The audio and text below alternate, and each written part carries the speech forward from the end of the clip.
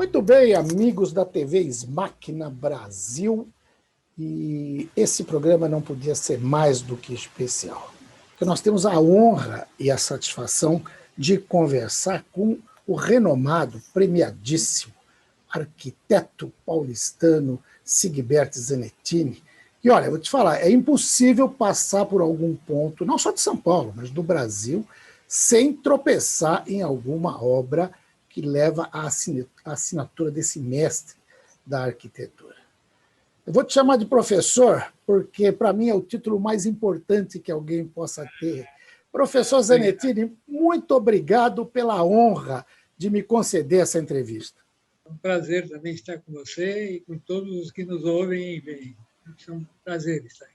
Ótimo. Bom, a gente poderia falar aqui de inúmeros temas, porque a sua obra, nesses mais de 60 anos aí, dedicados à arquitetura, né, ela tem várias nuances, hospitais, escolas. Tem um prédio que eu passo e fico babando, maravilhado toda vez que eu passo em frente, que é a Escola Pan-Americana de Arte, uma obra de arquitetura fantástica, alguns hospitais maravilhosos. Mas o nosso papo hoje é sobre arquitetura e ar-condicionado, né? Nós estamos na TV Máquina Brasil.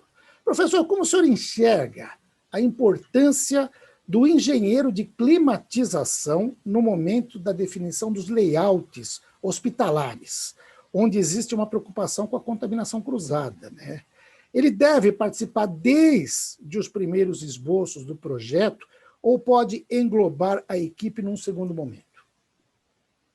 Bom, aí eu gostaria de colocar um pouco das coisas que eu fiz ao longo desses 60 anos, principalmente na criação de alguns conceitos, né? Quando eu comecei na década de 70, começo da década de 70, a discutir a ecoeficiência, né? Fui o primeiro brasileiro a fazer isso, né? E eu sentia que a questão do clima no Brasil, que é uma coisa fantástica, nós tínhamos que cuidá-la muito bem, em todos os aspectos, inclusive nos aspectos científicos, técnicos e profissionais.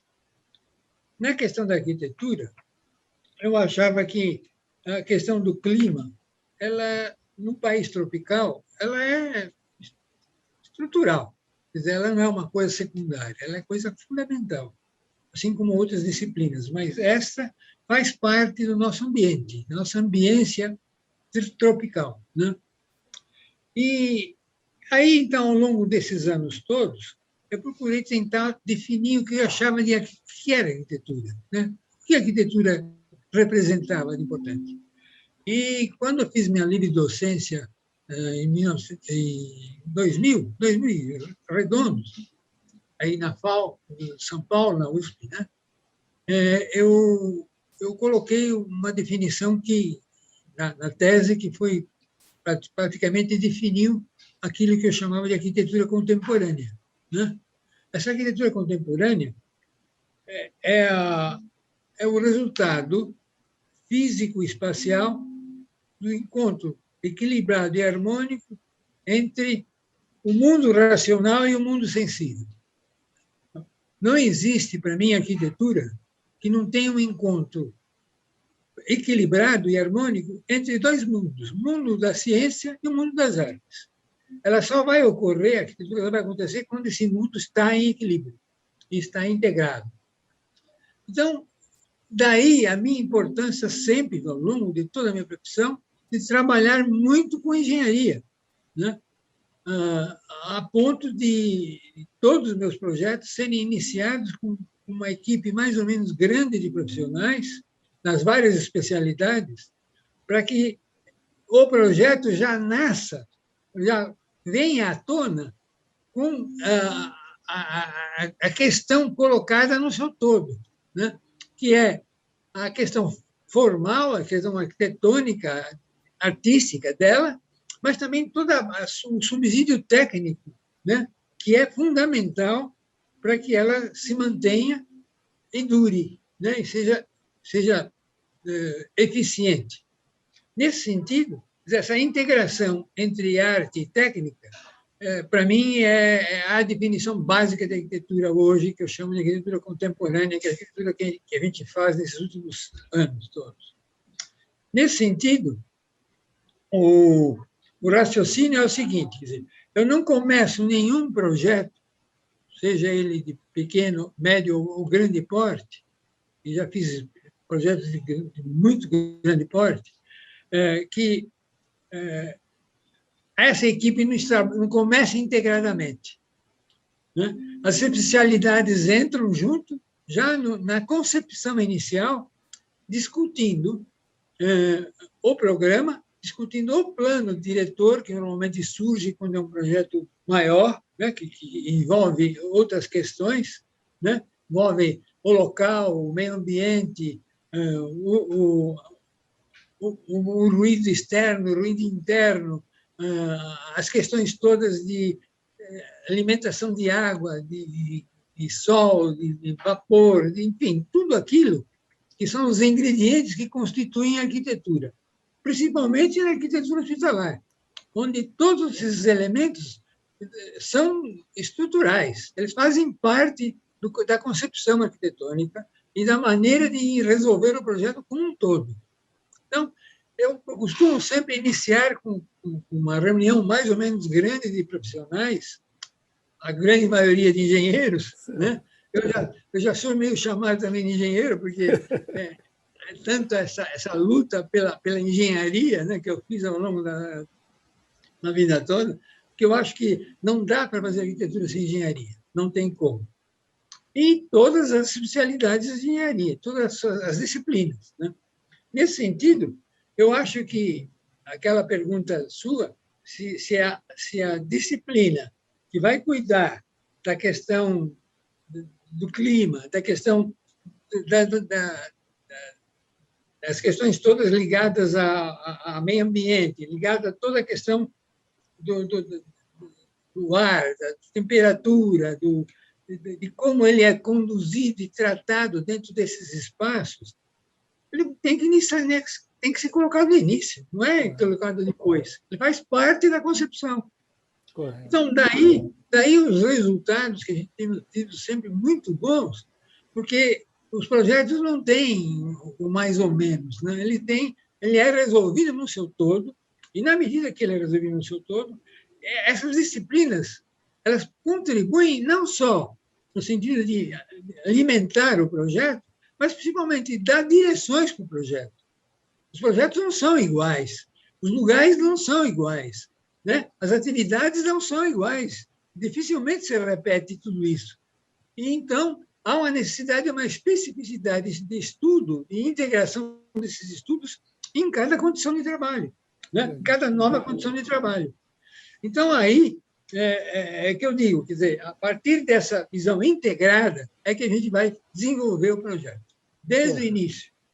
Então, as contribuições que são muito importantes, seja de estrutura, seja de instalações, seja de ar-condicionado, seja de gás, seja do que for, né?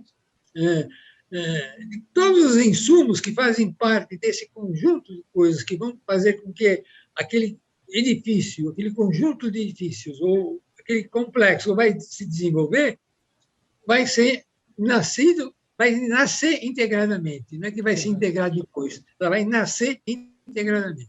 Isso é o meu partido. Correto. Né? Agora, professor, tratando-se de locais onde as normas, como, por exemplo, a NBR 7256, demandam um controle de umidade, entre elas os centros cirúrgicos e UTIs, por exemplo, o senhor falou dos hospitais. Os projetos de arquitetura, eles têm recomendado materiais de construção específicos para essas áreas, visando criar barreiras de vapor e evitar a migração da umidade?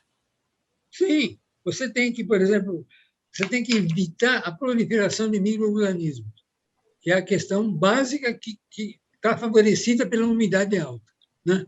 Quando a umidade está muito alta, você tem a propensão de acontecer a proliferação de micro-organismos. Em alguns espaços normais, isso não é conveniente, num edifício hospitalar, é proibitivo, né? Quer dizer, se impede que isso ocorra. Então, esse controle das temperaturas e das umidades, ela passa a ser fundamental, porque tem ambientes que isso não pode ocorrer. Ou porque você tem um paciente que não pode sofrer algum dano sobre esse aspecto, ou que você tem um equipamento que deixa de funcionar corretamente, porque ele não está em temperatura correta, né? Então, são instrumentos que têm que estar junto e funcionando integradamente e bem em cada instante, né? Você tem riscos de infecção, por exemplo, né? Você tem filtragens necessárias do ar, o ar que entra poluído e o ar que deve entrar limpo, né? Você tem a renovação desse ar constante, né? Tem a recirculação desse ar que acontece, né? Você tem a movimentação dele ao longo do próprio espaço, a pressurização e os fluxos, né? A proteção disso tudo em relação ao funcionamento correto de cada equipamento. E não só do equipamento, mas de toda a ação humana, né? Esse controle que o médico, a enfermagem, enfim, quem está cuidando daquele ato, seja um ato cirúrgico, um ato de assistência, ele tem que ter esse controle na mão, tem que ter esse controle sobre o desígnio. E, nesse sentido, aparecem outras preocupações, que também a questão do ar e da ventilação simultâneas. Preocupação com incêndio, por exemplo, que é uma coisa que tem ocorrido muito nos hospitais ultimamente. Às vezes, porque todos os sistemas não estão bem resolvidos, né? Quase sempre isso, né? Os sistemas não estão integrados, eles estão com algum problema, ou de manutenção, ou de conservação, ou de partido tomado incorretamente, né? A criação e a necessidade de manter também os níveis, o controle dos níveis de ruído é outra questão importantíssima, né? Porque você tem um ruído externo. Por exemplo, a maioria dos hospitais de grande porte, aqueles que a gente tem feito, eles estão em zona de alta movimentação de circulação toda, de movimentação urbana toda, seja de veículos, de pessoas, enfim. São lugares que geram um barulho externo muito grande, né? E tem também um problema do ruído interno, né? Que também que você tem que controlar, porque você tem hoje, com a evolução dos equipamentos, tem equipamentos que emitem sons violentos. Um equipamento de hemodinâmica, um equipamento de ressonância, né? Mas emitem sons agudos fortíssimos, e aquilo não pode ser espalhado para o resto do hospital. Tem que ser confinado na sala de tratamento, né? Na sala onde ele se ocorre. Então, todas essas questões fazem com que todos esses sistemas científicos, ao mesmo tempo técnicos, eles têm que estar integrados à concepção. Correto. E vai aí na questão da proteção dos espaços, né? na divisão desses espaços com painéis que sejam absorventes, né? Com materiais que sejam refletantes ou absorventes. Então, todo estudo de tratamento de divisórias, de pisos, forros, de como ele se instala, de como os sistemas todos se integram, é uma coisa que tem que estar ligado à concepção arquitetônica, tem que estar ligado à ideia do próprio projeto, né? São essas questões que vão acionar, bem ou mal, o seu desempenho ao longo do tempo. Correto. E tem que se ver, e eu defendo que um hospital, mesmo um centro clínico, não é para durar 2 ou 3 anos, é para durar 40, 50 anos. E, para isso, os sistemas têm que estar integrados e funcionando de uma maneira perfeita, né? Porque essa durabilidade e a baixa manutenção é uma das grandes conquistas dos edifícios de saúde, porque são edifícios de grande custo de operacional, né, e de manutenção, e que, se eles nascem equivocados, é um constante refazer, né? É uma reforma que não para nunca. É o que me dizem. Tem hospitais que a gente não para de reformar nunca. Correto. O senhor falou dessa questão da acústica e citou equipamentos hospitalares de ressonância e tal, mas também, em função da complexidade dos hospitais, os equipamentos de tratamento de ar, eles também acabam sendo bastante ruidosos, né? Então, ao longo de décadas projetando hospitais, como o senhor fez, o senhor entende que a preocupação com esse tratamento acústico também tem que ser levado em conta e vem crescendo ao longo dos anos na instalação dos equipamentos, dos sistemas de refrigeração de ar? Sim, todos eles. Teve época que a gente liga um ar-condicionado, ele faz não é ruído, ele faz um barulho que não dá para trabalhar, não é possível.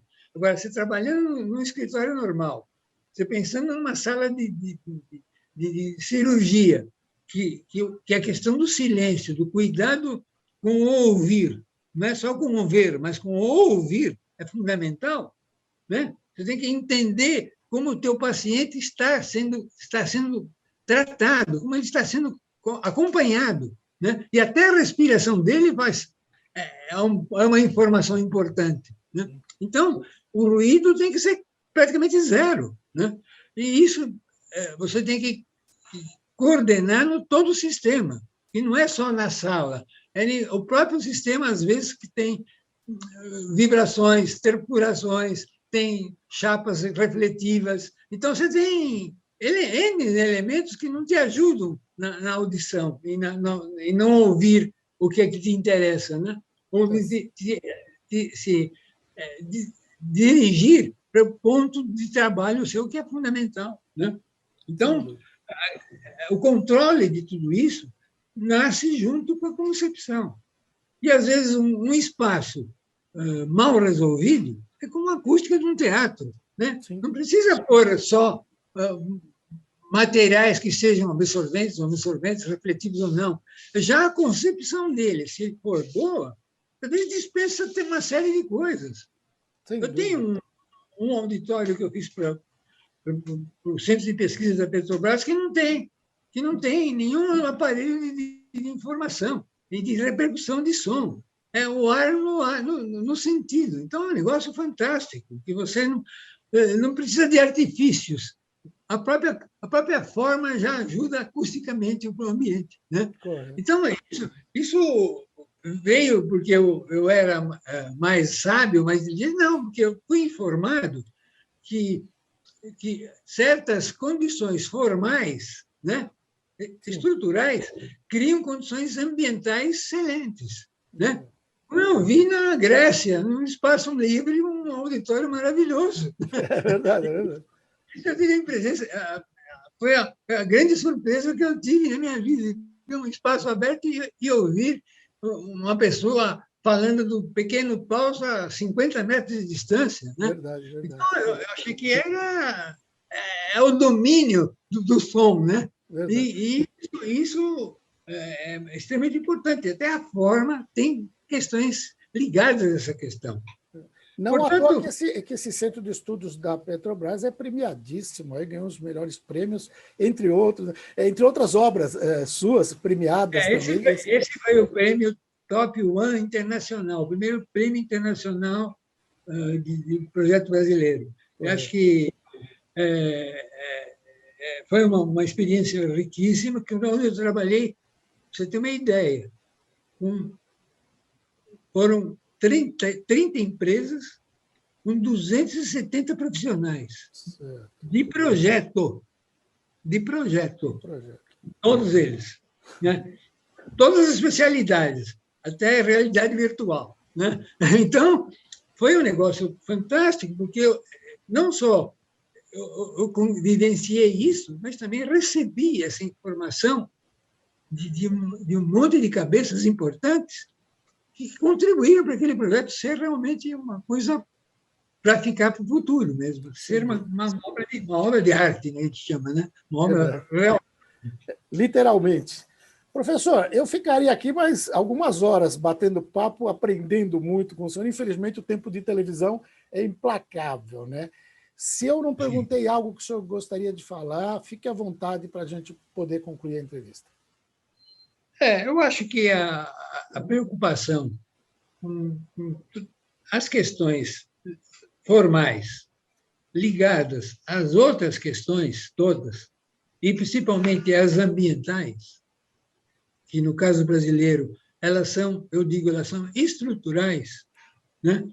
Se existe uma coisa que na arquitetura brasileira marca ela, define ela como importante, são as questões ambientais. É uma arquitetura de país tropical, onde tem um sol incomparável, um solo incomparável, uma água incomparável, né? Um vento incomparável. E nós não sabemos usar tudo isso. Certo. Né? Nós usamos mal tudo isso. Essa coisa que alguém nos deu. Dizem que que foi Deus. Acho que provavelmente foi. Que é tão perfeito que deve ser uma mão divina mesmo. Mas receber essa contribuição desses itens fundamentais e saber trabalhá-los ao longo do tempo, né, num espaço que a gente constrói e edifica, é fundamental. Então, você isolar isso na arquitetura brasileira, falar, não, a arquitetura brasileira tem que ser meio europeia, meio americana, meio inglesa. Não, a arquitetura brasileira tem que ser brasileira. Ela tem que responder claramente às condições ambientais brasileiras. E fazendo isso, a gente vai simplificar muito a construção. Não vai complicar, vai simplificar. Vai torná-la durável, vai torná-la com um desempenho muito bom ao longo do tempo, né? Vai fazê-la com que ela responda realmente à sua realidade, à sua própria realidade. E eu acho, então, que são caminhos que nós, todos os profissionais, eu digo, de arquitetura e engenharia, têm que trabalhar integradamente, juntos, né, para compor alguma coisa que é única e de todos. Então, eu sou um que advogo muito o trabalho em equipe, né? E sempre fiz trabalho em equipe. Eu acho que muito da qualidade dos nossos projetos estão na razão direta da participação desse grupo integrado de disciplinas. Está correto. Professor, se o senhor me permitir, a gente vai voltar a falar mais vezes. Está começando a TV SMAC na Brasil, certamente a gente vai perturbá-lo, procurar mais algumas vezes. Muito obrigado por essa entrevista maravilhosa e um grande abraço. Obrigado pelo trabalho do senhor em benefício de todos nós. Obrigado pela atenção e obrigado por nos receber. Eu gostaria de, numa outra oportunidade, comentar outros aspectos que são também igualmente importantes. Certamente vamos falar. Muito obrigado. Arquiteto Sogberti Zanettini falou para a TV SMAC na Brasil.